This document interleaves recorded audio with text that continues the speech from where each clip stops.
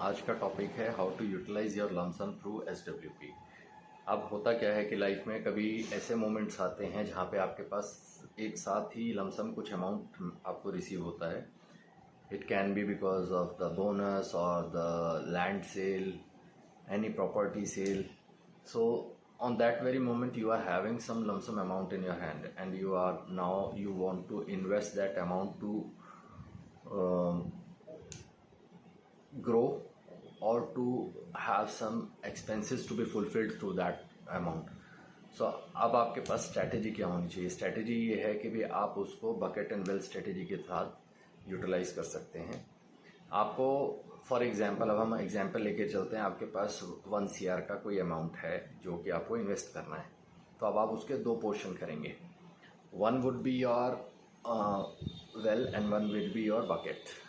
तो well strategy means that आप उस अमाउंट को किसी भी लिक्विड फंड में डाल सकते हैं, इंडेक्स फंड में डाल सकते हैं, जहाँ से आप कम इंटरेस्ट आपको अर्न होगा but you can withdraw on a regular basis, right.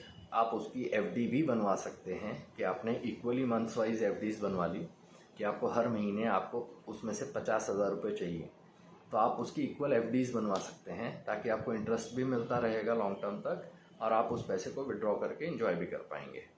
But जो बचा हुआ सेकेंड पार्ट है आपका 50 lakhs, that you can invest as per your risk appetite. अगर आपको बहुत अर्ली एज में ऐसा कुछ अमाउंट मिला है, so you have the option to go for the small cap fund, जिसमें आपको मैक्सिमम रिटर्न मिल सकते हैं क्योंकि उसमें रिस्क भी बहुत हाई होता है। उसके बाद you can move to the mid cap funds or you can go to the large cap or the index funds.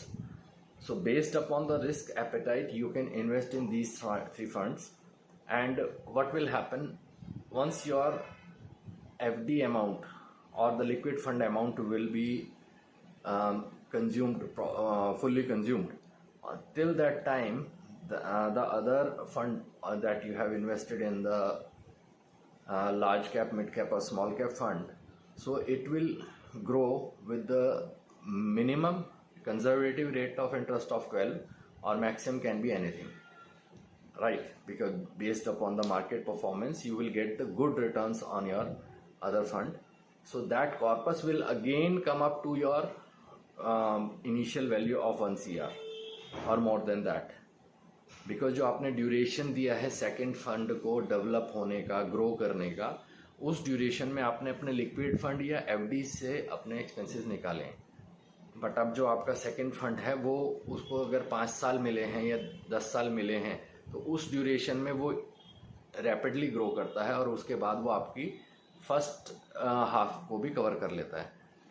जब आपके पास इतना पैसा हो जाता है उस टाइम पे instead of withdrawing entire amount from that small cap, large cap और mid cap, what you can do is you can withdraw the half of the amount and then again you can repeat the cycle. So this way your fund will grow gradually and at the same time your needs will be fulfilled, so you can divide both the things in this strategy. Thank you so much. I hope this will help you to take your wise decision regarding your finances. If you have any questions you can write in the comment. I'll happy to help you. Thank you so much. मिलते हैं next video में, तब तक के लिए take care.